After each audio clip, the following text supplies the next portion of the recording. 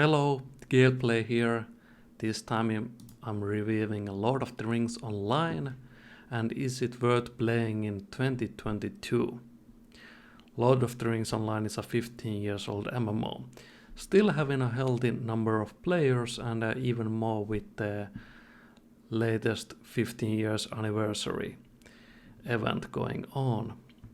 Now is great time to start Lord of the Rings Online because they're giving 3 expansions for free, and they made some older content also free for new players. Here is my list of pros and cons of Lord of the Rings Online. Pros: one of biggest MMO worlds. There is all zones from Lord of the Rings trilogy books and movies, and there is a lot of zones that only once or twice mentioned in the books actually. Epic quests have great story to tell. I recommend reading all the book, also known as epic stories, but I also recommend skipping the side stories, like the side quests. There is tons of side quests and most of them has really generic feel to them, so feel free to skip the dialogue with them. Player housing with benefits. Low-throw player housing is instance-based but made well. There is different housing zones for all tastes: hobbit house, bree houses, elven houses, and so on. You can even get your own crafting stations from the store to your own house. Lord of the Rings Online is really role-player friendly game. There is a lot of functions in game that support role players, like making your own pipe weed, smoking it, music instrument playing, and so much more that doesn't actually have any in-game benefits or functions. It's just there for you to role-play with, which make world feel more alive and immersive, at least for me.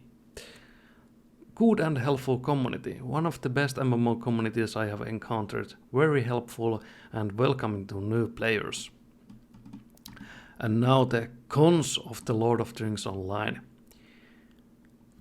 UI. There is no proper 4K support for UI or any other elements in the Lord of the Rings Online. Everything just feels like a tinier with a high resolution.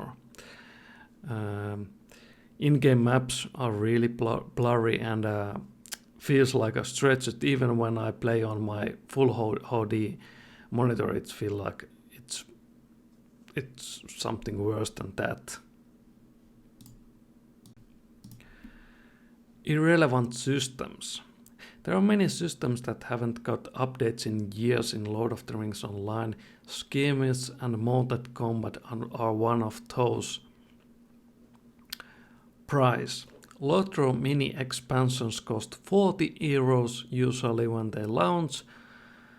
It's same price point as like World of Warcraft expansions, but the amount of content is like a 12% of what the competitors offer in the same price point. Store. This is traditional system where developers make problems in game that you can solve with spending more money. More inventory slots, account-wide inventory, account-wide cosmetic item inventory, more fast travel points, faster cooldown of fast travel, and so much more. It just feels like a endless amount of things you can buy and benefit from. And most of those store items are just for one character. And that is another problem with the game. It is not alt friendly. There are some account-wide things in the Lord of the Rings Online. Deeds, stable masters, they are like a fast travel system in the game.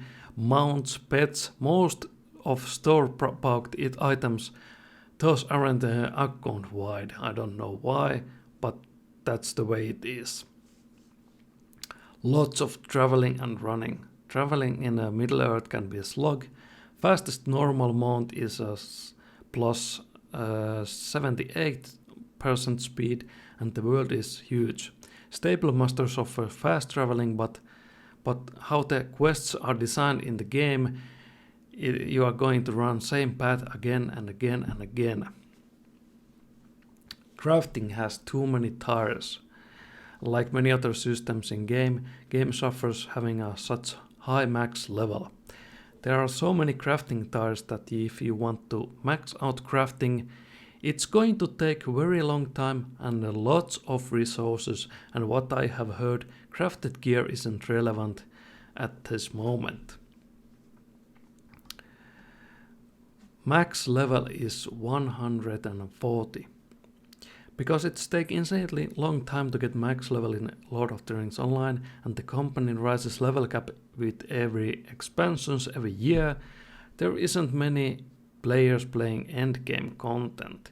It's clear that there is a small dev team working on this game, and they are really tending endgame content with raising level cap all the time. I can recommend this game if you are a fan of the Lord of the Rings books or movies or both. Then you should try out this game because it's free to try it, free to play. But if you aren't a fan of Lord of the Rings books or movies, then I don't think this has enough value to even try this. Thanks for watching this video, and see you in the next time.